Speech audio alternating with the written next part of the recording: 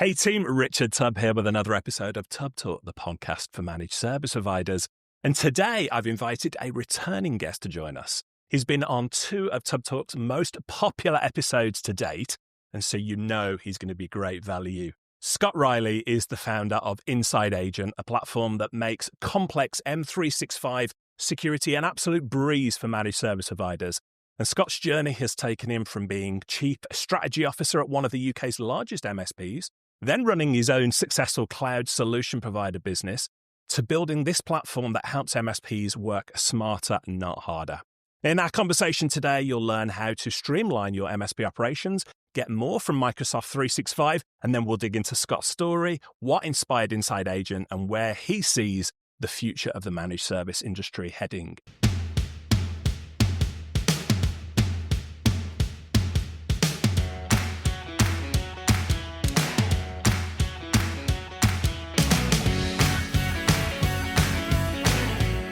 Scott Riley, welcome back to TubbTalk for the 3rd time. I know, thank you so much. Oh, it's amazing to be back. And now in our all-new video format as well. So we've done the interview style online, but this is so nice. I've always said I've got a face for radio. Got away with it now, but yeah, we're doing the video thing.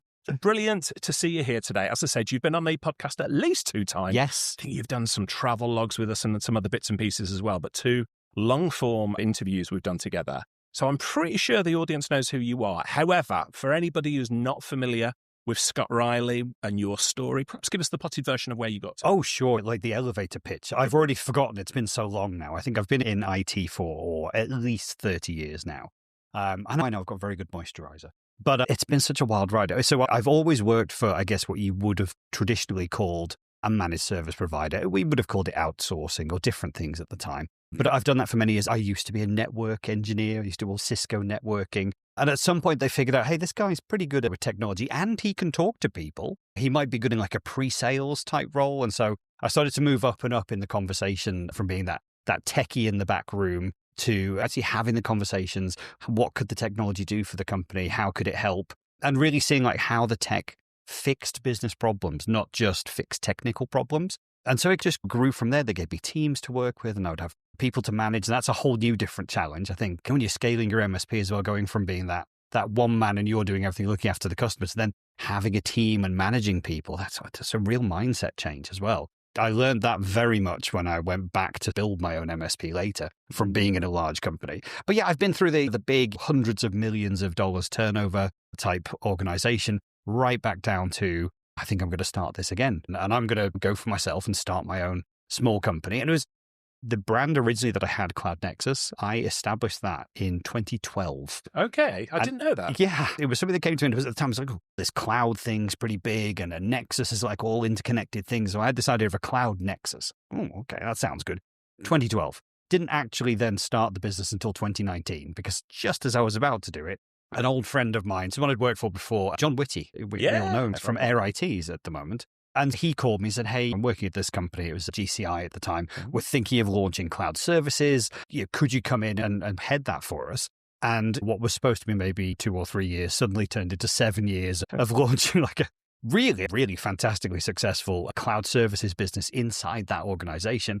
We had our own data centers. We had the Microsoft stuff. We had the Azure stuff. It was all really fantastic.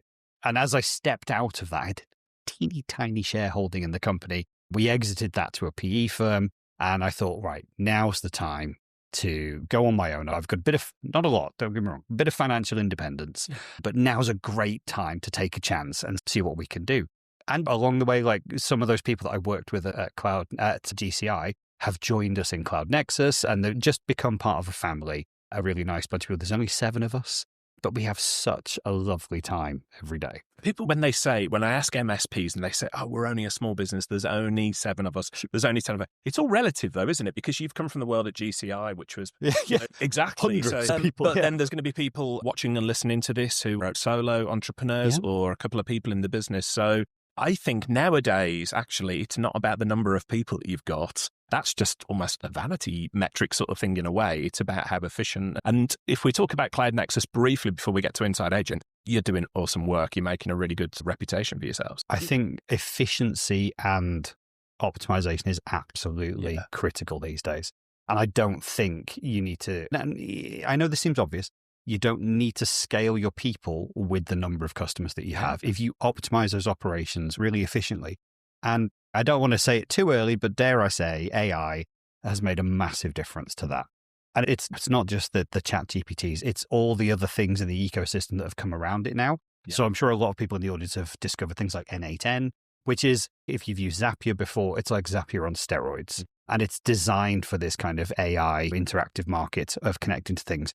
I genuinely think now, like the one-man bands and the people who've got 2 techs and things like that, they can absolutely compete. They always have, but I think they can make life so much easier for themselves now. I agree. I think it's one of the fundamental tenets of managed services. Like you and I have been doing this an awful long time, despite our beautiful, youthful looks. We've been doing this a while. When we started out, one of the fundamental tenets from people like Carl Palachuk, Eric Simpson, and that is, it's not about the number of people. It's about being efficient. It's about scaling. A couple of engineers can deal with hundreds and hundreds of endpoints and that. And so now more than ever, that is absolutely the case, isn't it? And it's so much easier than ever as well. And I appreciate it. Again, it's still one of those things. We always talk about MSPs having shiny tool syndrome.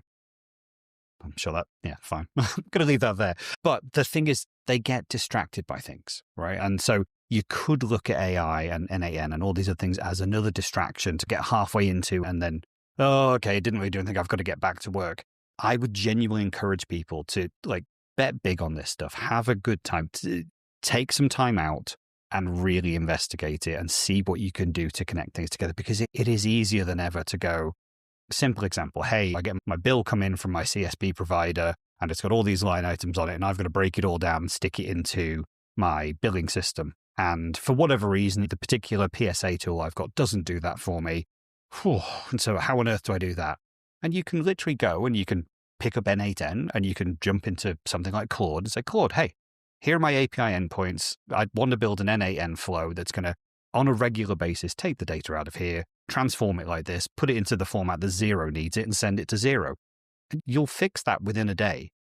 And now within a day, you've solved your biggest, I don't know, Azure reconciliation problem. That is a manual headache that I know lots of people have. Great. Now you've just got all that time back. What do you do with that time that you can now spend with the customers? That's just a super simple example. Yeah. But I think there's so many opportunities now. And it's always been, these systems don't talk to those systems. So do I have to buy another system that does talk to these systems? No. Now it's super easy to connect those things together. And again, those headaches are falling by the wayside. Okay, so what do I do? What value do I bring if that technical challenge is gone? But don't just think about your own MSP operations. And I'm sure we'll touch on this later, but think about how could you do that for your customers' operations? That's the real key, isn't it? Let's talk about the journey then. So we've mentioned your career in IT, network admin, Cisco, all of those sort of things. So you're already technically very strong. John Whitty asked you to come across at GCI, and when John phoned, you answer that call and you do right. that. So a great career at one of the UK's top MSP, biggest MSPs there. Then started out on your own with Cloud Nexus, which you've made a fantastic success of. Got a wonderful reputation there. That's enough for most people, Scott, I've got to say. But then you decided to found Inside Agents. Yes. So tell us about, what was the spark? What was the catalyst for Inside Agent? Yeah, so that is really simple, actually, because that came from an internal need to do something. And I often think the best products come from when you have a pain and you think, oh, there's got to be a better way to do this. We're seeing so many of them. Not to go off at a side, I'm thinking of IT Glue and like hundreds of different applications, or at least dozens, I should say, where a really successful MSP has gone, we need to do this. Yeah. There's no tool out there. We're going to build it ourselves. And then before you know it, you've got your own tool that other MSPs are saying, oh, can we have a look at that as well? Yeah. So that's where Inside Agent. Exactly it. So Cloud Nexus has, and still has, although funnily enough, we don't do many of them anymore because we have a better way. But we have a structured way to do a 365 security assessment. And so as a piece of consultancy, it's a 2-day piece of consultancy where we will work with a partner. So the MSP comes to us, says, hey, can you do one of your 365 security assessments? And it's usually for their number one customer, their most important customer, or their customer that's in legal or finance, someone who's regulated. And they're like, look, we just want to be sure that it's all set up properly. So can you do one of your fancy assessments? I'm like, cool, it's 2 days.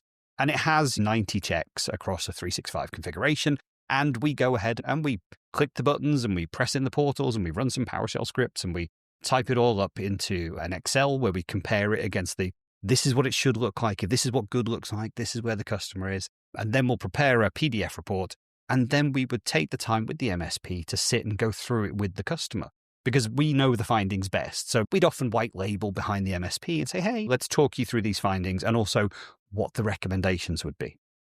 We did hundreds of those over the last, it's been 7 years now, but we've done hundreds of those assessments. And every time we did them, we were working with the MSP and they brought us one client. Now, from our experience in the European markets, your average MSP has somewhere between 20 and 50 MSP clients. Some are larger, but your average MSP is in that 20 to 50 space. So you've brought us one. And always in our heart was like, how do we help you with the other 19 or 49 or 99, whatever it is? Because in some cases, we would look at the configuration and go, this is great. Have you made sure that all of your customers are set up this way?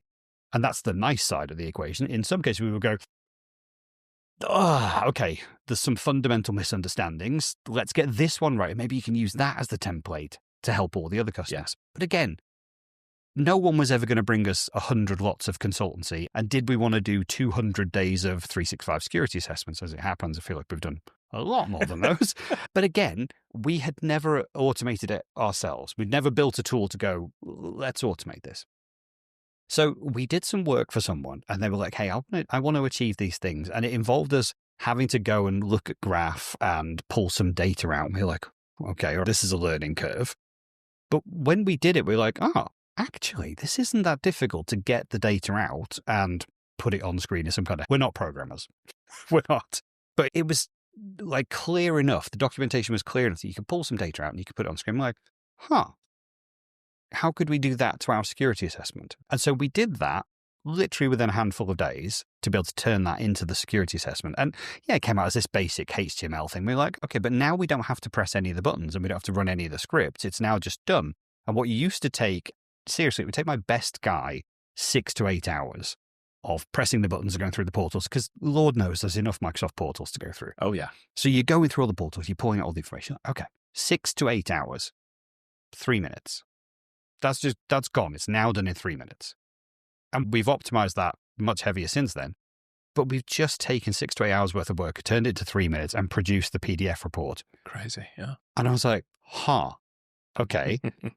How do we now give this to MSPs so that they can just go and run it on all their customers? Because this is what we've been saying. If our mission is anything inside Agent, it's to secure every single Microsoft 365 tenant. Not just the special customers, not just the ones that pay you the most money, all of them. Because every customer who runs 365 is at risk of being breached, and it's happening all the time. And I hate it, having personally seen some of the small businesses that we've worked with get breached, and they've lost £6,000 or £10,000. It's heartbreaking, because you see the owner who spent 27 years building a business and hiring a team and struggling over payroll and things like that, and just one email has caused them to lose thousands. And they're not the kind of guys that have got like 10 or 20,000 just sat in the bank just in case. That is their bank balance. And now payroll is at risk because of, MSPs will know this, cash flow is never like a real simple thing. It's not like you've always got tons of money just sat there. So when you see these breaches, which like, that's heartbreaking. So the whole point is we wanted every single tenant to be secured. So how do we make that tool? And that's where that pivot point came of going, we could do this as Cloud Nexus, or what we could do is spin this out into a product. It could be a product, it could be a service. Let's come up with some catchy branding for it. And we came out with, chef's kiss, the best branding, I thought, which was Intel Agent. Okay. Which is, if you put the words together, it's intelligent. Yeah. And I was like, this is so good. And the idea was it was getting intel and it was pulling the information, and you had this agent that was going around and he was, or she was pulling the data in, and that was your intel. It was suspecting there might be a copyright issue there. Am I right? Yeah. It was about 6 weeks before we got a nice, and it was thick. It was a thick letter from Intel's lawyers saying, hi, we're Intel. You might know us from such product. And I was like, okay, all right. I know who Intel are. From every television yeah, exactly. Yeah. Bum, bum, bum, bum. And it basically said, look, we've got this issue. You're in computing. We're into computing. We're just getting our feeds. Yeah. You might have heard of us. We are quite happy with our Intel brand. We think, just maybe, there might be some confusion if you were to put Intel in your brand. Don't worry, though. We can sort this all out really easily if you just change your name. Yeah. all righty then, as the Yeah. 6-week-old company with no lawyers, I think we'll Change our name or go into a legal fight with Intune. yeah. We'll change the name. Yeah. So yeah, it did take a lot of brainstorming. So then we were on the hunt for a new name.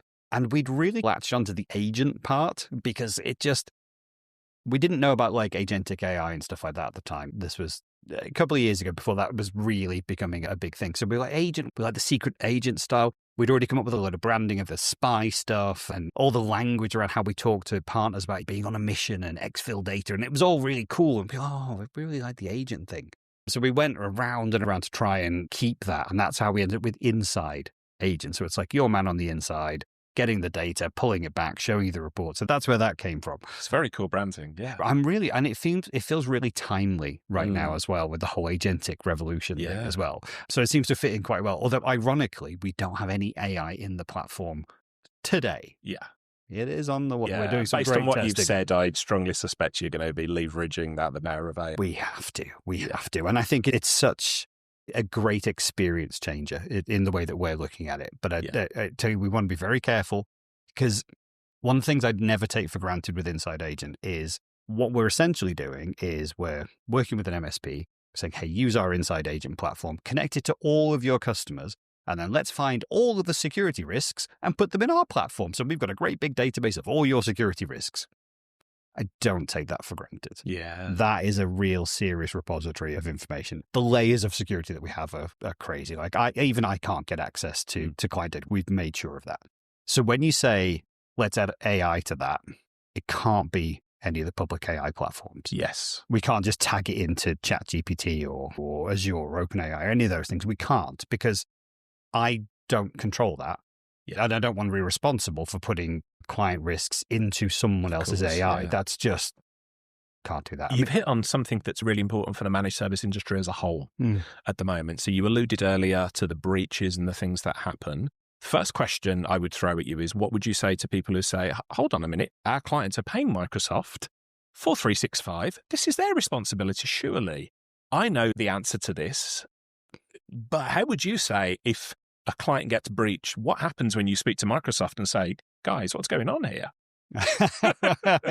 Their answer is surprisingly simple. You see all these security features that are available in the platform, just turn those on and this kind of thing won't happen. And from their perspective, I can see it. They've built a product, they've built all the controls, although I'd argue not all of the controls are strong enough. Slight tangent. And even if they are strong enough, they're not available in the base licenses. So you have to buy a super premium license to get some that I think is just, that should be the bare minimum of security. Yeah. Anyway. This is something for the industry. Again, not to go off at a tangent, but I remember when multi-factor authentication, 2FA first sort of came along. Oh yeah, this is a good idea. People might find it irritating, but it is a good idea. Yes. And then we saw, especially some enterprise vendors, providers saying, oh yeah, if you want 2FA, you've got to pay for the higher package. What? Yeah. What? This is security. This is like saying, oh, yeah, we fitted your front door to your house. By the way, though, if you want a lock, you've got to pay an extra. Crazy. Anyway, sorry to go off. No, it's the Ryanair version of buying a flight. You've got a ticket. Would you like a seat? That's an extra pound. No, it bothers me that there are those great security features that are not available in the basic packages. I understand there's a value thing there, but also it's something like 345 million active users every day on 365. And a huge proportion of those come out of small businesses. And those small businesses are protected by our MSP community. That's what they do. But then trying to convince a small business, look, I need you to pay for this extra $10 package because then I can make sure that you're not going to get hacked, is hard work. Yeah. Most of those companies don't really care about their IT. They don't care about Office 365. And so you come in and saying, for every person in here, I need an extra $10 or whatever. They're just, they're not interested. Yeah. And so I just think like that security stuff should be like bare minimum. This should be good enough security, not, let's go a couple of bits. It should be that you could confidently put your files and your emails and your conversations in there and not be at risk of being hacked. But it's not. So there should be bits. Yeah. However, the reality is, and I spoke to quite a brave small business very recently, and as you said, that these are businesses that have been going for multiple decades sometimes. This business, I think it was around 27 years, got breached. And when I say the brave, they were brave enough to actually share, by the way, we've had to close the business down. because this happened to us. It's right. So nightmare scenario, but I give all the credit in the world for that person for going and saying, hey, this happened. So this does happen in the real world. Yeah. But so it's one thing to speak to SMBs about this and say, yes, this is a real thing. It does happen. What would you do? But most of the time, as you say, they defer to the MSP, their MSP, their IT provider. Our guys all sorted out for us. But what happens to the MSP's reputation when one of their clients gets breached? Yeah. And we haven't seen so many MSPs come forward and say, hey, guys, we do a great job, but our clients just got breached, and here's 10 lessons we learned from it. Because it's, whichever way you put it, it's not great marketing. So I can see your mission to help the MSP community that's been so good to us, keeping them safe with Inside Agent and doing that sort of thing. But give us some practical real-world examples with Inside Agent. So Microsoft 365, it can be hardened. And as you said, most MSPs do that for their top clients, but then do they roll it out across the board? Give us some concrete examples about from putting Inside Agent in there to making clients safe. What does it look like? Sure. Yeah. Everyone will be familiar, everyone listening to this will be familiar with the Microsoft Secure Score. So the Microsoft Secure Score has been seen as a reasonable benchmark of security. Okay, so you go through and typically, I would say if you have a business premium type license, 80% is a good marker for Secure Score. Anywhere between 75 and 80%, you've set up the Microsoft 365 environment pretty well. Most MSPs that we bump into when they bring on their clients, they're scoring around about 50% on Secure Score. It's not terrible. Out of the box, you'll probably score about 40%. Yeah. You've made some positive changes. If it's less than that, somehow you've made it worse, which does happen. But you'll typically get this score. Now, the reason I bring up Secure Score is because I'm going to say we don't value it. No, I will. I've got my guy in the office. He does not value Secure Score at all. And so much so that we wanted to put it in the platform. So it's a metric that appears on one of our dashboards.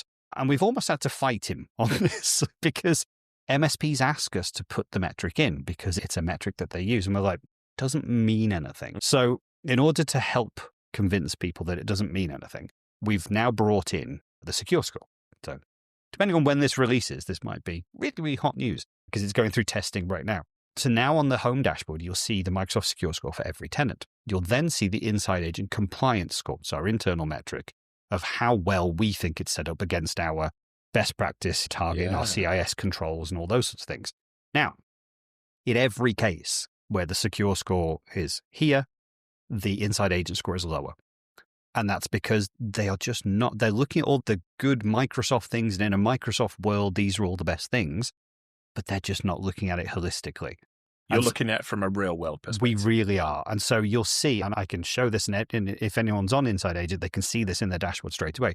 You'll have Secure Scores in the 90%, and the Inside Agent score is in the 60s. And that's because you've missed so many of the other things. And it could be simple things, DKIM, DMARC, all those kind of things.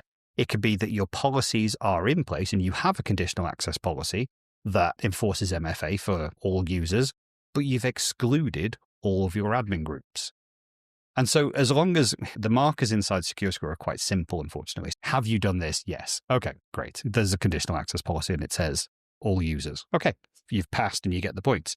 But you've got to look one level deeper. What are the exclusions? What devices does it apply to? I don't want to get too nerdy about the specifics of the policy set, but the most common things that we see, and unfortunately it's still the case, is that MFA is not set up properly.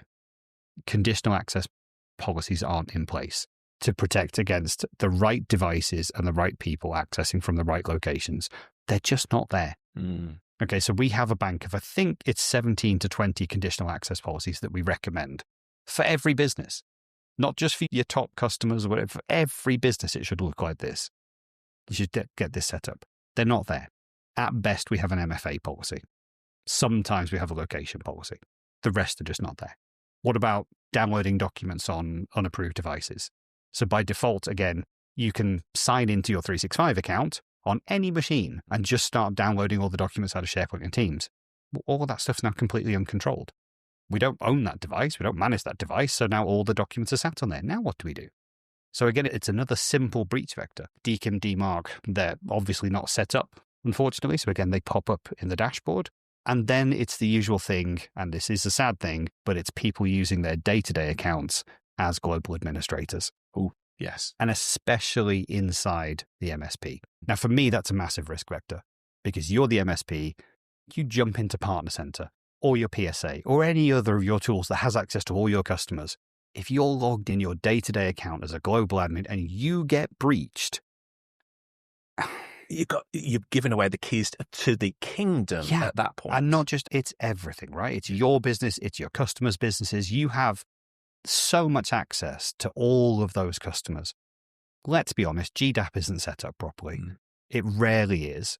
And so you do just have this cascading capability to get into all those customers. And I know MSPs will often think, look, we know what we're doing. But I would challenge you, if you're using your day-to-day account and you're a global admin and that day-to-day account, do you know what you're doing? Do you know the risks that you're taking, not just for your business, but for your clients as well? Because you can't do that. I'm not an admin on my machine. I don't run as global admin every day. And I would like to think I know what I'm doing. And I'm not trying to be preachy, but I see so many people, like we sign them up to Inside Agent. To sign up as an MSP, you have to use a global admin account. And so we'll say, hey, go and get your global admin account because we'll need that. And they go, oh, it's no problem. My account's global admin. This is, you and I are from a corporate IT background. Yes. Back in the day. I'm going 25 years plus when I used to work for Ernst & Young and finance companies and things. That's something that we learned back then. And this is not a knock on anybody saying but one of the benefits I took to my MSP career was learning about scalability, about the potential issues of giving God-level administrator access to people and things like that. So it's fascinating, though, that 25 plus years on from when we started out, we're still facing some of these issues. And it's the human element, isn't it? Yeah. So would you say Inside Agent, one of the things that I've admired about it is it's helping people understand those best practices. We can call them best practices. They're essentials, really, aren't they? But without having to go through perhaps all the corporate IT career that we went through. So that's really interesting. I think about that a lot sometimes. I'm glad you brought that up because, like you used to get a machine and you're like, you can't do anything, you can't connect to anything, you can't install anything. And you're like, ugh. And then the cloud revolution came along and we all got 365. And you're like, oh, this is great. I've got so much control. And as an independent user, I can do all these things. And then that little bubble has just been bobbling along for a while. And then eventually it's burst because of all the security breaches. And now we're going back and going, what we should do is we should lock down all these machines and we should restrict people's admin accounts. And I'm like, this seems familiar. Because I remember being in the cloud bubble, laughing at some of the dinosaurs who were still in enterprise IT, adopting the cloud and going, no, we're going to lock it down. We're going to restrict it. You're not going to be able to connect to 365 unless you come from our VPN. And that way we're going to lock it. I'm like, dinosaurs, they have no idea. And a handful of years later, I'm like, they were right the whole time. Yeah. Locking down 365 to a single IP address that your corporate VPN comes through is genius. Do you realize how many risk vectors that cuts out just by that one action? That is amazing. I love that now. And previously, I'd be like, that's the dumbest thing I've ever heard. Today, absolutely amazing. So you're right. Look, I try not to be preachy. It comes across that way sometimes. And I don't mean it that way because we've all learned so many lessons. Absolutely. And I think the thing that we try and do with Inside Agent is we try and educate. So as much as we say, in a real simple way, red or green, this is good or bad. If something's bad, why is it bad? What could you do about that? Here's an article that we have on the platform. Here's some advice. Here's how you check it. Here's how you remediate it. If you want to remediate it yourself, here's how you do it in the UI. If you want to do it through PowerShell, here's some commands. You can do all this. You can just press this button and we'll do it for you. But if you want to be in control, and more importantly, if you want to roll it back and be in control of that change control, we share all of the information of how we do things. Maybe not necessarily how we do things, because obviously the software platform does that. But if you want to do it yourself, this is the thing we're looking for. This is what you need to change. And oftentimes that'll be accompanied by a video from us as well, which is us stepping through the platform going, hey, here's the buttons that you actually need to press. And we're just trying to be super friendly and knowledgeable and give that information away. The other thing that I like to think that we do quite nicely as well is like when we get questions in to our support channels, people will say, hey, I've applied this and it seems to have caused a problem. I'm like, all right, let's see if we can help. Now, as a SaaS provider, we're perfectly capable to go, you press the buttons. It's up to you to figure it out. Yeah. But we're trying to be really helpful about it. The nice thing is we understand this stuff really well because it's what we've done in Cloud Nexus for the last however many years now. And so we know 365, we know the security, we're trying to make it as easy as possible. And we have a fantastic library of early adopters on the platform. And so we have 2 weekly catch-ups with those guys.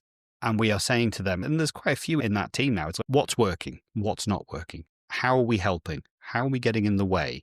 What else do you think we could do to make life simpler? And we take that back and we really study, and we have upvotes for different features and things like that. But more often than not, what we're trying to focus on is the journey, the usability. Like you log a customer on for the very first time, and it goes, blammo, here's all this stuff that you need to do. And you're like, okay, I've got paralysis. Where should I start? Yeah. And so we try and make that, and it's a constant journey.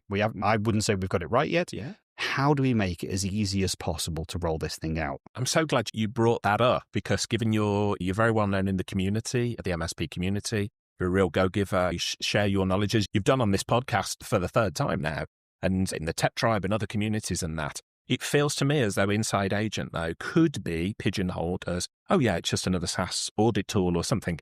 It's so much more than that, isn't it? Because you've got this reputation and the Cloud Nexus team, you know what you're doing. You're just sharing that freely. So to pigeonhole it as a SaaS tool, audit tool, I've come across so many over the years that say, oh, this is wrong. You should do something about that. What do I do? And then it's like straight onto Google or what. You don't want that. So the videos and everything that you're putting around this tool makes all the difference, I think, a world of difference. And again, it is trying to just be helpful. We have a couple of tenets within the organization, and one of them is be helpful. The other one is around like pricing, is don't price gouge. Every MSP is sick of seeing the latest SaaS tool and, hey, just for $2,000 a month, we'll do all the, I'm like, oh my gosh. The thing with SaaS for me is it needs to be affordable, it needs to be scalable, and it needs to match the MSP. For example, we don't do like minimum 1-year contracts, because it's SaaS. Yeah. And the whole thing of SaaS is it's pay as you grow type. This is to support you as you add more customers and as you take them away. So why am I coming along to a typical $1 million turnover MSP and saying, okay, I need at least $1,000 a month or $2,000 a month?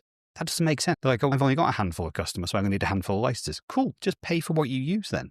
Because that is the SaaS model I always wanted to see. At the risk of sounding like old man shouting at clouds, no pun intended here, that was the way that SaaS started out. It was like straight. And then all of a sudden, we didn't really notice when it happened. It went enterprising, right? Enterprising. It's like, oh, you sign a year's contract. Now, no argument if you've got a tool that you're committed to and you're like, yeah, we're going to put a lot into this. We'll get price breaks by it. But all of a sudden it came, oh, you want to sign up for the tool? You got to sign up for a year.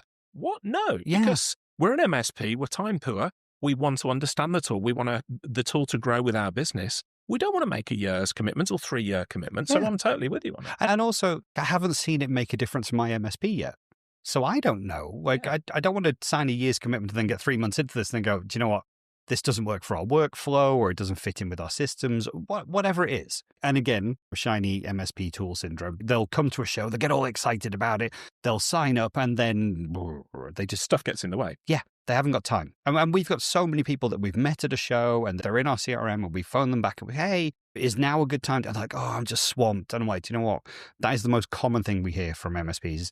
I'm swamped. Yeah. I'm too busy. And that's what drives us to constantly keep looking at it going, how do we make it simpler? How do we add value immediately? Like, how can you log onto the platform today and save time or get value or have another revenue stream? So these are the 3 things that we keep bouncing around. Like, how do we do that? Because if the MSP can't use it, doesn't have time to use it, or it's just another cost and it's not another revenue stream, that's not great for the MSP. So how? That's the thing we keep playing with. So on that subject of how, a lot of MSPs that I know, and I speak as former MSP myself, so not doing anybody down here, but perhaps struggle with productivity, struggle with consistency, struggle with that sort of scalability part of it as well. So give me an example. How would you say Inside Agent helps MSPs with that? The wonderful thing as well is that I don't have to lean on my own feedback there, because we get the feedback from the clients. And so we have clients now that live in the tool every single day. That is what they use to manage their customers. So when they're onboarding users, they're offboarding users, it's the simple thing, the user offboarding. And I know this is in a million other tools, but it's a very simple example. You offboard a user, you need to remove the license, you need to turn it into a shared mailbox, you need to give the OneDrive access to somebody else. There's a little checklist of things that you need to do. I know I've personally gone in and I've offboarded a user, removed the license, and then gone, oh, I was supposed to turn it into a shared mailbox. So I'll just put the Exchange license back on and then wait for about 10 minutes until it put the mailbox back on. Then I've forgotten because I've gone off to do something else. And then I've come back, the shared mailbox thing. And then I've done it. It's the simple thing of just going, offboard the user, please. And it's just done. It'll take care of all the little steps in between. And it'll send you an email message when it's done, say, hey, that thing's all done for you. It's those little time savings. It's those consistencies of offboarding is always done the same way. Onboarding is done the same way. Your conditional access policies are always the same across all your customers. I know that you have to have your inclusions and exclusions, don't get me wrong, but the policies are the same. Intune is a huge thing that is mostly overlooked by MSPs. Yeah, it is. We've now built the Intune module where we go, here's Intune. Here are 106 policies. Bear with me. Here's 106 policies for Windows and Mac devices, corporate devices, personal devices. These are all, they're not ours. They're from the Open Intune baseline. So big shout out to James who maintains that. They are some of the best policies in the world and leaned on by many organizations, including enterprises. They're absolutely fantastic. So we've used those inside the platform. But giving you 106 policies or whatever it is to roll out is just overwhelming. Yes. So the thing that we then did was say, okay, here's your accelerator. If you want to roll out at a simple, very simple, level 1, level 2, level 3 of security, these are the recommended policies. So this is your customer, pick a level 1. Okay, we've handpicked out of the 106. If it's Windows, these are the policies you're going to roll out. Just click next. Off it goes. The other thing we then did was go, okay, we don't know everything. We know that. We're very aware that we don't know everything. So MSPs have done some incredible work already in creating their own policies or their own Intune templates. And so we've gone, okay, we'll just import those. You can import those and just reuse them across your other customers.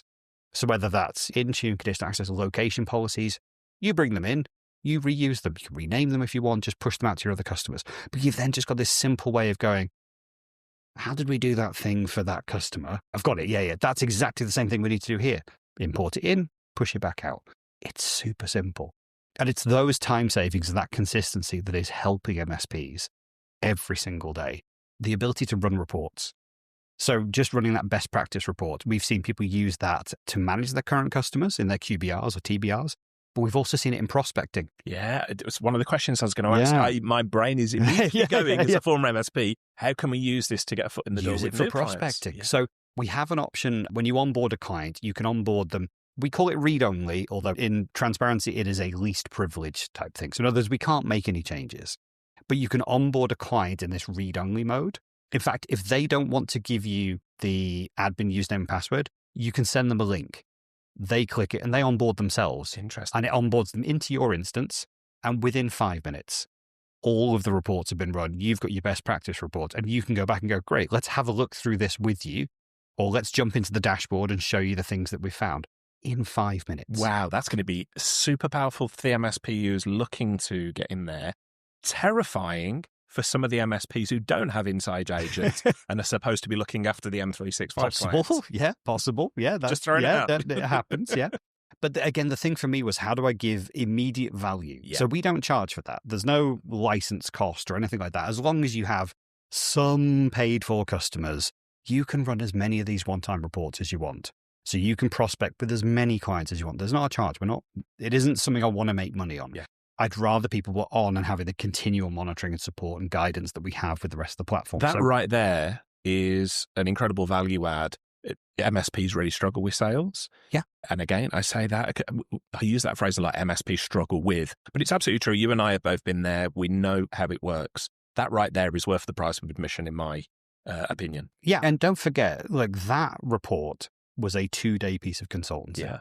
So I know the value of that. I know we used to charge, I think our going rate to charge for MSPs was something like $750 a day. So we would charge £1,500 to the MSP to run that report. And what I'm saying now is you log into our portal, you run it yourself. It's completely free. You have all that information. We will erase all that data within 30 days because we don't want to hold on to it. If you're just prospecting, it's not something that we should hold on to for you. So again, that all gets tidied up. The other thing that we're seeing, which is a big hit right now, is the CIS reporting.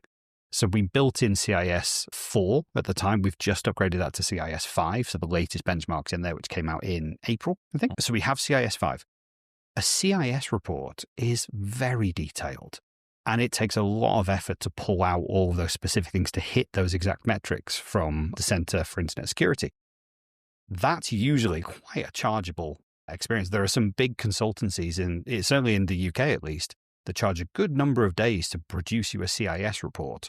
Again, within 5 minutes, the full CIS report is there. Now, I'll be clear, there are some things that we can't check. And even in the CIS guidance, it'll say these are manual checks and you have to do these things. So we're quite savvy about that. We automated everything that we could. The ones that are manual, we give you exactly how to go do it. And then we give you a space in the portal where you can upload your screenshots or your commentary to show that you've done that. And then you can mark it as compliant if you like. So that when you export that report in this lovely PDF, it's all branded as your MSP. Here's all your CIS checks. Here's the ones that you've done manually, you've manually approved as well. And again, you're ready to go. So our automated stuff's done in 5 minutes. Everything else you need to do is very clearly highlighted. And again, something that would normally cost thousands of pounds to get someone to do for you. We've done everything we can and given you the exact buttons that you need to press to get the rest of the answers. Yeah. And some of the feedback I've seen from the community already about their product is around your pricing, because the way you've priced it, and there's no need for us to go into like dollars and cents, pounds and pennies here, but you've priced it incredibly affordably. Yeah. So it's almost a no-brainer for MSPs to roll out that. And again, I'm constantly trying to look at that to go, how do I make it more affordable? Yeah. Or how do I add more value at a free price tier? And I can't speak to it too much. We are working really hard right now on what would a free price tier look like, and how does that give immediate value for every single 365 tenant that you manage. That's my key thing, because right now, and I'll be really transparent, when we work with an MSP, some MSPs go, yeah, everyone. Yeah, all your clients. All clients, day one. Some go, these ones, and then those ones when we get to renewal, because we need to put the price up a bit because I want to account for this. And I'm like, it's really not that much money that we're charging, but I understand it. Cash flow isn't easy. And so they're like, I'll do those later. I'm like, okay. Some are just like, no, it's just these because I don't really care about those. And I'm like, wow, okay, maybe they don't pay enough or whatever it is. So my thing is, this should be on every customer, even if it's just read only and you can't make changes and you only get certain, but you get the alerts and you get the insight, and at least you can see the problem. Because the big thing for me is, as an MSP who's maybe got 100 clients, even 50 clients, to have them all in one dashboard and it say, these are your biggest risks. These customers are set up in the worst way. Trying to be nice about it, but these customers right at the top, these are the ones you need to be doing something about right now. Just to have that visibility is everything. Because you don't know what you don't know. You don't know what risks. The beginning of wisdom is knowing what you don't know. Yeah. And so if I can say to you, here's a way that you can put it on every customer, you're only going to pay maybe for the ones that you manage. This is what I'm trying to get to right now. Yeah. At least you have the visibility. And even if you can't manage them inside our platform right now, you have the visibility. If you want to upgrade them to a managed customer inside the platform and we start fixing all those things and tracking all the alerts and changes, great. But at the very least, you know how bad the situation is across all those other customers. Amazing. They might be great, but you don't know. And I don't know. So this is my thing. How do I give it to you so you can put it on every customer without question? And we just get maximum deployment across all of your tenants. They're all in there. The ones that are paying you a managed service fee, you can put on the managed platform. The ones that aren't, or the ones that you're not too bothered about, at least you can see.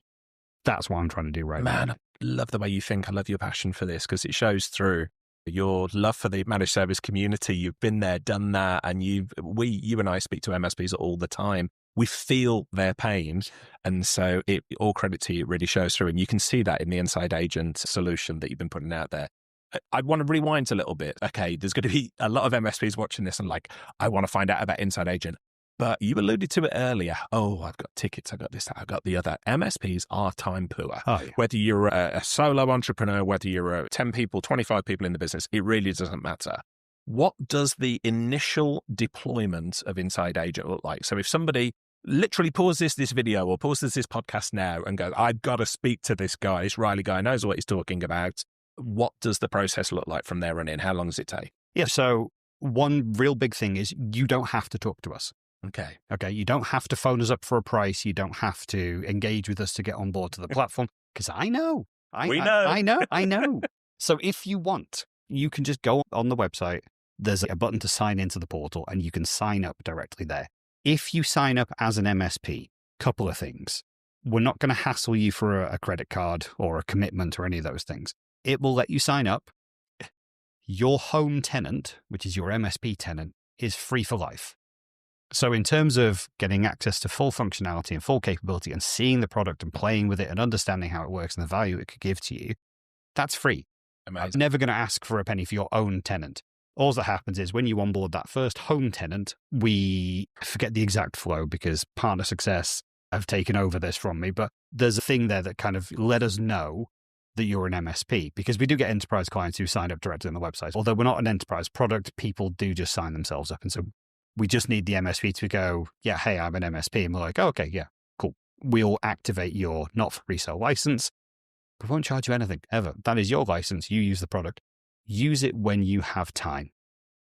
You'll end up on our CRM, sure. So our partner success team will try and book in a call to go, hey, do you want us to show you anything? Do you want us to have a look at anything? Do you want us to help you adopt the product? You don't have to talk to us. We totally get it. There's no salespeople, right? There's no salespeople. There's no commission. There's none of that. What you've got is people who want you to make the best of the product. So if you can do that by yourself, you are cool to do that. It's no problem at all. But it takes 5 minutes. Okay. You go in and it's literally, you'll log in. It'll say, hey, can I have a global username and password for the tenant that you want to onboard? Cool. Can you tell me the name of that? And can you tell me, if we get to that stage, where would you want us to send invoices to? I think that's about it for the questions. Hit next. You're going to go through the admin consent process with Microsoft, and then we're going to boot you back out to the main dashboard. You log in and give it 5 minutes because it's got to go stop. But we've had people go, I've just signed up and there's no data in there. Like, yeah, give it a minute. It takes about 5 minutes for it to go and pull all the data. So go and have a brew. Come back. And then you'll have a full dashboard. You'll have all the reports. You'll have all this great stuff. What we encourage you to do is, because presumably you didn't log in with your regular account, you logged in with your global admin account, right? Which isn't your day-to-day account. We'll then encourage you to invite yourself to the platform. Give yourself a role, invite your teammates, give them a role. They can have read-only roles. They can have rewrite roles. Just invite some people inside your organization. You just have to put their email address in because presumably they're in the same tenant as your MSP. We don't have any usernames and passwords on the platform. It uses your 365 login. Again, I don't want to handle your passwords. I'm not interested in your MFA tokens. I don't want to do any of that stuff. You log in with Microsoft. We check it with Microsoft. Happy days. So it's as simple as we could possibly make it. Fabulous. And if you don't like it, you're welcome to leave at any stage. It's not a gym membership. We say this to our customers all the time. It's a month-by-month subscription. If you're on the free license for your home tenant, we won't charge you anything. If you add a customer that is like a managed client, it has that managed license, then yeah, you're going to get hassled to put some details into the Stripe connector. You put a credit card in, and again, away you go. That's it. It's super duper simple. Fantastic. If you want to leave, we're not Joey and Chandler trying to quit the gym. I want to quit the gym. It's not that. I genuinely believe it should be as easy as SaaS was supposed to be. And I know, because and I sit opposite a guy who says, he goes on a website to look at a product and there's no pricing. You have to book in a sales call. And I'm like, okay, it's an immediate. First red flag, yeah. Isn't it? Number one thing, Marcus Sheridan talks about this. Yeah. Number one thing people go to your website for, and there's a lesson for MSPs, is they want to know how much it costs. Yes. They want to know, are they in the ballpark? Yeah. Anything like that. Yeah, exactly. Yeah. Am I in the right ballpark? And the pricing's on the website. It's in pounds, in dollars. Other currencies are available. We try and match whatever currency you're in, euros or whatever. It's all there. That's not to say that there isn't other pricing available if you want to talk about a longer term commitment. We don't insist on anything. Conversations are always available, but at least you can go on and go. It starts at $1, goes down from there, depending on how many seats I have.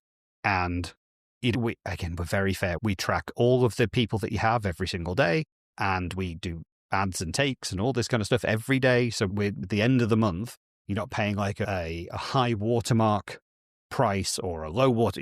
This is the exact number of people, including all the proration throughout the month. So this is the bill. The invoices look very messy. I'm quite aware, because we're on these days you had this many, on these days you had less, then you had more, then you had less, and we get it. Right now, I'd rather we charge the exact right amount than have a pretty invoice. And so we'll take the ugly invoice for now, but at least I know it's exactly right. And we're not charging an MSP any more than they should be charged. The other thing that we've got is this real no quibble kind of stuff. And I know, like, exactly yesterday, I was sat with Sarah in Partner Success, and she said, whatever's happened, we've charged these guys for their home tenant for the last 2 months. Whatever's happened. Sometimes people re-onboard and it doesn't get the NFR flag. It happens. So I said, look, cool. Let's just give them back this month's invoice. Whatever it is, just give it back. Including the clients? Yeah. Wow. Just give that back. Because I don't want to quibble over if they've got 10 users in their home tenant. And so we've charged for 20 users for over those 2 months. So I'm like, all right, okay. We could just go back and go, yeah, sorry, here's your 20 users back. I'd much rather go, do you know what, we're really sorry about that. That shouldn't have happened. And I want you to understand that we're not just money grabbing gits. We're just trying to grab everything. We're not. Scott, this is amazing because it strikes me, and I've known you for a long time as a friend as well. You've taken everything that's ever pissed us off working with vendors and turned it into what you do with Inside Agent. And I'm not being glum about that because we have a glass of wine and with MSP community members and we moan about this stuff, all that stuff. And it's like, why do vendors do this stuff? I love it. I just love it. I'm like, look, we're not money grabbing kids. Give them the whole month's back. I don't care because, and let's be honest, if that then turns into they like us and they become an advocate for us, and that's going to build in the community and people are going to talk about us in a positive way. I'd much rather that than them go, money grabbing kids. They scam me for $20, whatever it was. Really? No, I don't want that. We're also a big fan of, like, we try and help people. We have challenges for people, which we have like our 90 and 90 challenge. That's like, can you get 90% of your tenants on board in the next 90 days? So you gamified it to a little bit, yeah. And like when they don't know this generally, but when they do, we'll send them some kind of big box of brownies, or in Leeds, we have these things called Doughboy donuts. Oh, tell me more. They're the biggest donuts I've ever seen. But you'll get like a donut that's covered in caramel with a cream egg just shoved in the top of it, like a whole cream egg. We're going to have to get a breakout video of this sort of stuff. Ridiculous. I need an unboxing video for that. So actually, Bearded 365 guy. I was just about, before we give up, I was going to say, because we could talk about Inside Agent all day. Yes. I know from your previous 2 appearances on the podcast, people want me to ask more questions about your journey. So we'll move on there. Yeah. But I do want to give a shout out. If anybody's watching or listening to this, you want to take a look at Inside Agent, obviously you can go to the website and check it out. But our great friend, Jonathan Edwards, Bearded 365 guy, did a phenomenal video demo of Inside Agent, didn't he, recently? So we'll include that in the show notes, a link to that. Go and check that out. And I'm pretty sure we'll probably do a video demo at some point about it as well. But visually, John did a great job with his very wonderful beard there. He really did. He really did. But yeah, I took those guys, like, because I went to see them, because they're close to us. They're about an hour away. I took to see those guys. I took a 24-pack of Doughboy donuts, and it was very well received. I said to somebody yesterday, I'd never once in history had somebody turn up with a free set of cakes for me, and I've said, oh no. Yeah, not for me. Never. So we've talked extensively about Inside Agent. There's so much more we could talk about, but this is a story in progress as well. You've already talked about what's coming next. So I think keep an eye on the Inside Agent website, keep an eye on Inside Agent on social media for what's happening here. For me, it's a no-brainer to go and check it out. But as I alluded to, you've got so much experience in this industry. It's formed what's happening with Inside Agent. What's one of the toughest challenges or lessons that you've learned along the way that has helped you to this day? Interesting. I think, do you mean like from the MSP perspective? Yeah. At any stage of your MSP journey. Yep. So I tell you, and I think we may have talked about this before. We probably have in one of the previous chats, but it's something that shaped how I work with people massively. Mm. And that is that we went, in a previous organization, we went through a whole raft of mergers and acquisitions. And so as a big MSP, we were buying up other MSPs. And I was in the management team at that point. So I was in some ways responsible for some of the due diligence that we would do. And oftentimes the due diligence became, okay, we're going to buy this company and we're going to integrate their customers. How many people can we get rid of? Which offices can we close? And what back-end systems can we shut down? And that was like question number one. And it just immediately said to me that people are disposable. because we were PE backed. And so in the nicest possible way, we've obviously gone to the private equity firm. We've drawn this lovely hockey stick of here's where things are going to go if we buy this company. So give us 100 million and we're going to go and buy all these companies. And here's the hockey stick in the next 3 years. And when you don't hit that hockey stick, if it's not from sales, this is the profit that you've promised.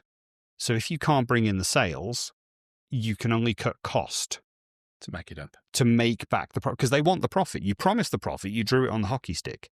So you have to cut cost. Where do you cut cost? The biggest costs in MSPs are systems, premises, people. I used to call it people, programs, and premises. 3 Ps. Why not? But it became awful because you knew you were buying a company with 100 people and immediately going, how do I get rid of at least half of those? Doesn't matter what they do. Doesn't matter who they are. Doesn't matter how good they are. 100 people are on the chopping block straight away. And that's not nice. It's not right? Cool. Yeah. As you do that and you do 17 of them and people just become more and more disposable.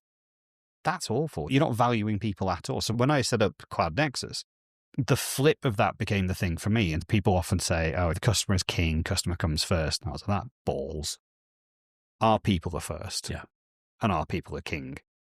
And if you get that, you look after your people. They look after the customers. You look after the customers, the money comes.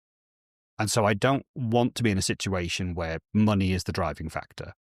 I want to make sure we've got happy people that we've looked after and we've cared for and valued. I think that's the big thing, value the people. Because if we get that right, like I say, everything else follows from there. But that's huge. And it was awful in a way that it was mentally scarring, I think, as well, to have to go through so many redundancy hearings, knowing full well what the outcome was, or have to fire people or have to let people go for the simplest of reasons, because actually the reason was it was making the balance sheet look better. To stress the existing staff, because even if people would leave, because let's be honest, in some of the teams, it was getting really rubbish to be in those teams. So people would leave and get another job. And then they go, great, okay, can we get a backfill? No, that money's already been absorbed into the budget. And you're like, but they just left. Yeah. It's the worst example of capitalism, actually, yeah. I think, isn't it? Yeah. We did a podcast interview with our friend David Breton of Mice and Pages there in the Northwest. Lovely guy. David is subscribed to exactly the theory that you've said. Look after the people, they'll look after the customers, that'll look after the profits. Yeah. And there's so many MSPs in the UK, especially, that I'm trying to shine a light on, that are taking that process, because you don't have to be these profit-motivated bastards to get ahead in business. No. You really don't. You don't. And look, I understand why businesses thrive that do that. I get it, and it's fun. I just think for me and where I am in my life and the people that I have in our team, this is the route that they'd rather have. They'd rather have it a bit slower and steadier with customers that we like and team members that we like and having a great experience and having it as good as you can. It's a job, I get it, but having as good a time as you can at work as possible with people that you like spending time with, because you spend so much bloody time with them. It's good if you can enjoy spending time with them, have a bit of a laugh and a giggle. There's always silly office pranks going on in our place, but it's just, you've got to value the people. And I think that is one of the biggest lessons I learned is from those previous organizations, is just value people.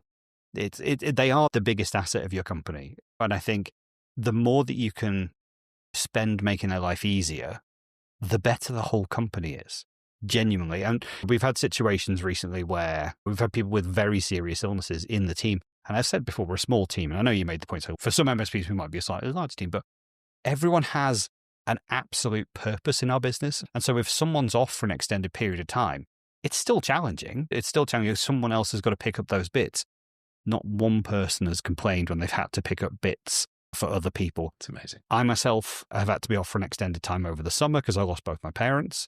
The entire team I didn't have to answer any emails, phone calls. They just picked it up and ran with it. And for someone who runs a business, technically 2 businesses, I suppose, to just go, I'm out. I've got to be out because I need the break and I need to deal with this. It's incredible that because of the value and the trust that you've built in those people, to be able to just step back and let them run with it.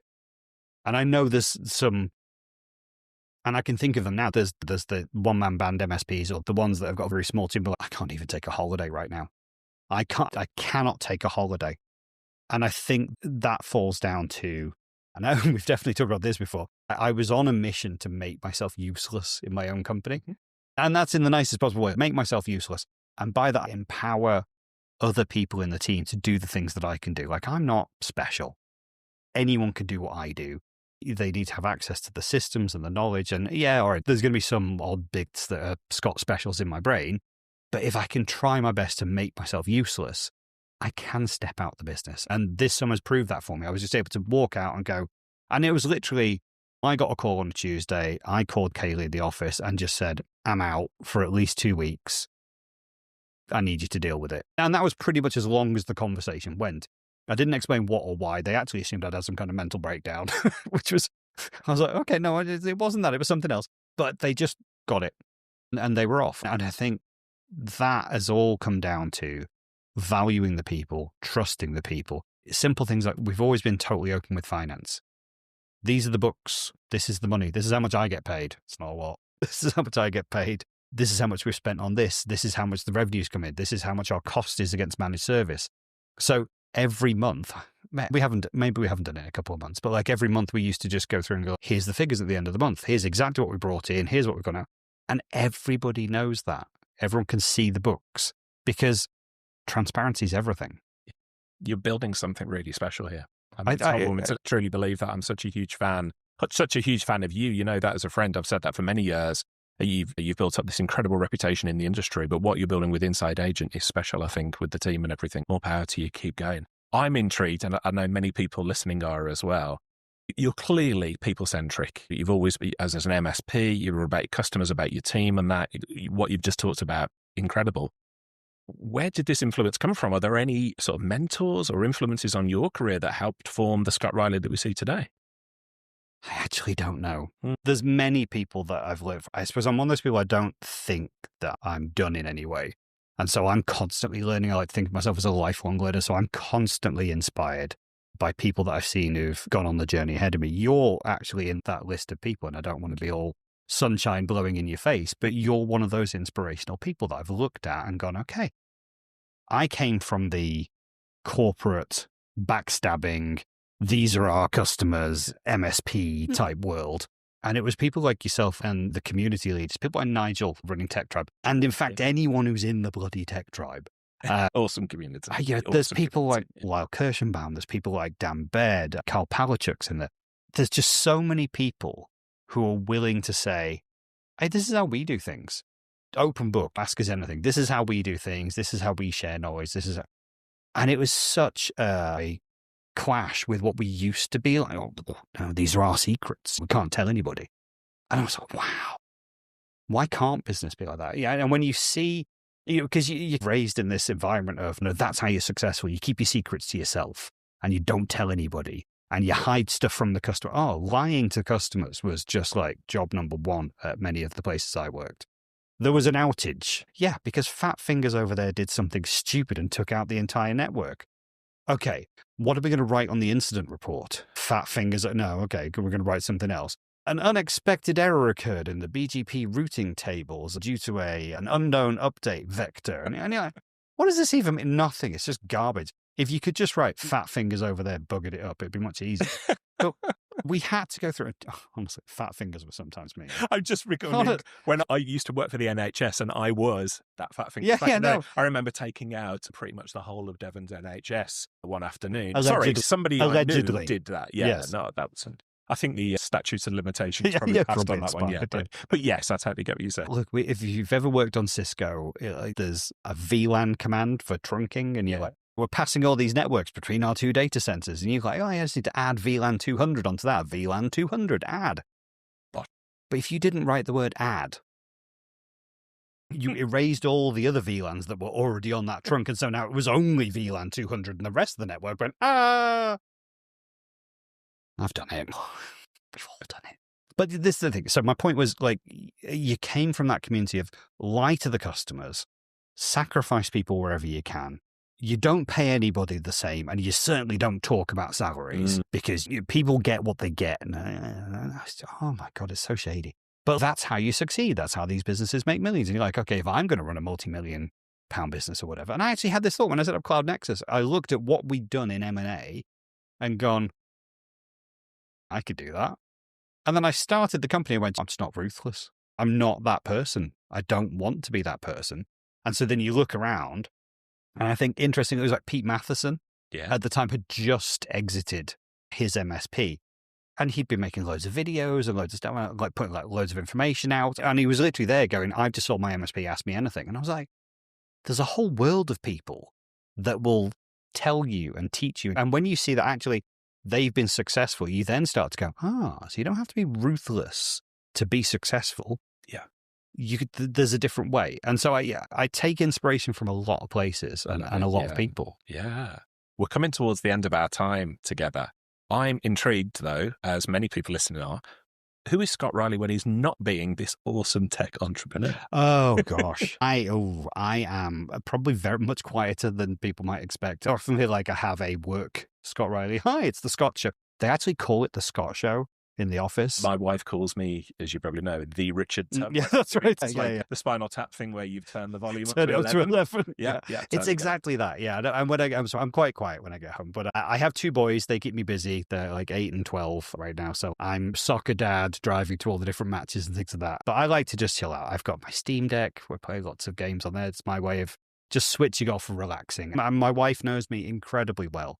If I come in, she just has to look at me and go, you don't want anyone to talk to you today, and that is ridiculous. You go to your man cave. Yeah. And like we've got a conference coming up now, so I'm going to be in Canada for the next week, and I am going to be talking to everybody night and day. And when I get home, I'm not going to want to speak to anybody for about a week.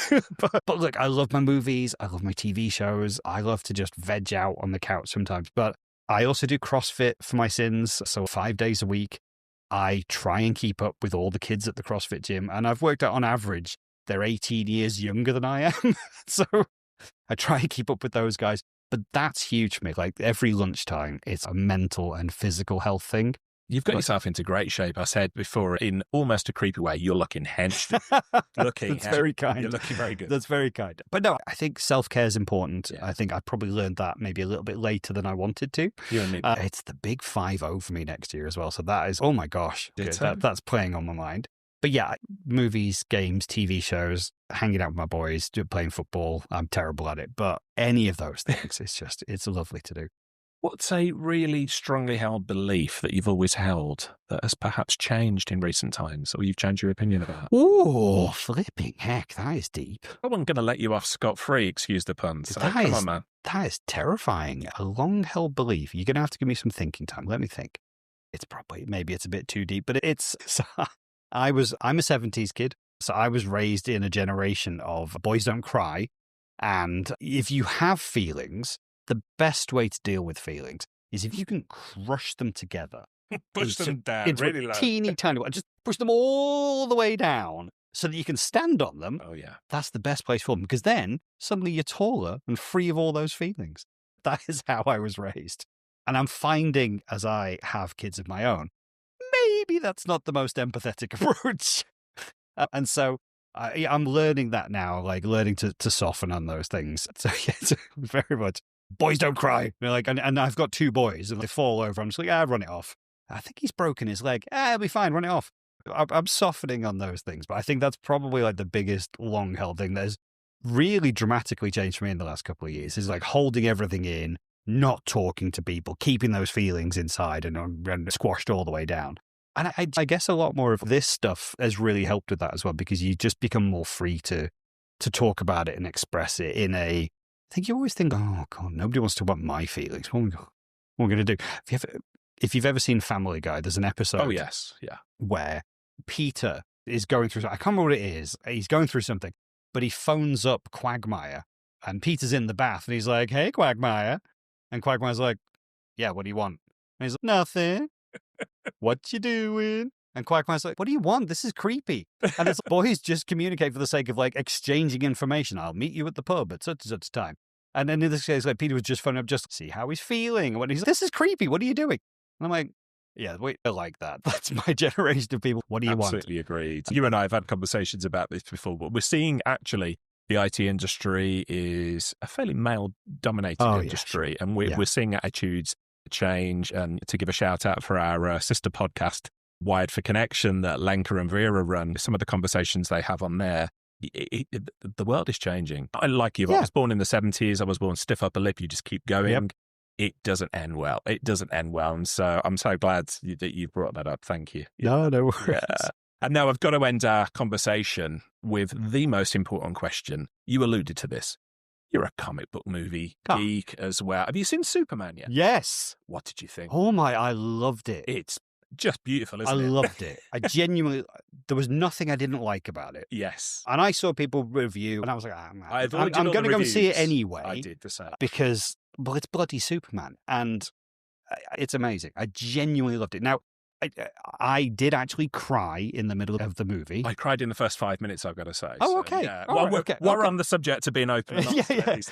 I mean, anytime that Superman theme kicks in, I'm like, it's also like if anyone plays the Thundercats theme. Anyway, I was watching it. I was with my eldest. I was with my wife, and I just uncontrollably burst into tears. It's unfortunate because my dad had just died. And there's this really touching scene where things aren't going well for him, and he just goes home to see his dad. Oh, gosh. And he just has a little snuggle, and they just have a little sit on the porch. And I was gone. I was just, it was a mess. But the special effects are great. It's funny. There's a whole thing with a squirrel. Yeah. It's just, I loved it. I thought Nathan Fillion was brilliant as just this really obnoxious Green Lantern. Yeah, he is the Guy Gardner, he's just isn't he? such an annoying guy. What an asshole he is. Yeah, he really is. And like he's got a rule for every. Oh no, we don't do that because of the rule. And Hawk goes like that. I'm sure he just makes this stuff up. Whenever he doesn't want to do something, he just makes up a rule for it. I'm so glad you liked it. I did as well. Because and again, for the benefit of the audience, Scott and I have not had an opportunity to talk about this because you've had so much going on in your life. And I'm just bringing it to you, our audience. What does Scott Riley think of Superman? Oh, it's amazing. It's absolutely, watch it. Stop watching this. Go and watch that if you haven't seen it. And on that bombshell, we will draw a line under our conversation. Scott, it's such a thrill. I love you dearly as a friend, but also I think you are an inspirational force within the managed service provider industry. Just who you are as a person is incredible. And I'm not ashamed to say that out loud to you. Keep doing what you're doing, mate, and what you're doing with Inside Agent. So if anybody wants to either continue the conversation with you or find out more about Inside Agent, what's the best place for them to go? You can always get me on LinkedIn. If it's not me, it will be someone who's pretending to be me, but it'll get to me, don't worry, because I get a lot of messages. But I love to talk to people. So if I'm at a show, just come and chat to me. I love chatting, especially MSP stuff or movie stuff, Lego, anything, DeLoreans, Back to the Future. But just find me at events, find me on LinkedIn. You can email me anytime. I'm just like Scott at Inside-Agent or Scott at Cloud Nexus, any of those things. I'm not going to give you my phone number, but I could. We've had guests do it before. Yeah, WhatsApp me anytime. Yeah. I always think it's going to end up like up and down the motorway services stations, like just written on a bathroom door or something. Yeah, anyway. But no, look, find me. If I'm ever at a show, please come and talk to me. I would love to talk to you. Be awesome, Scott Riley. This has been an absolute treat for me, as I think our listeners will agree. Thank you for coming on TubbTalk. Appreciate it. Thank you so much for having me on for like time number 3. This has been amazing. Thank you so much. Cheers, man.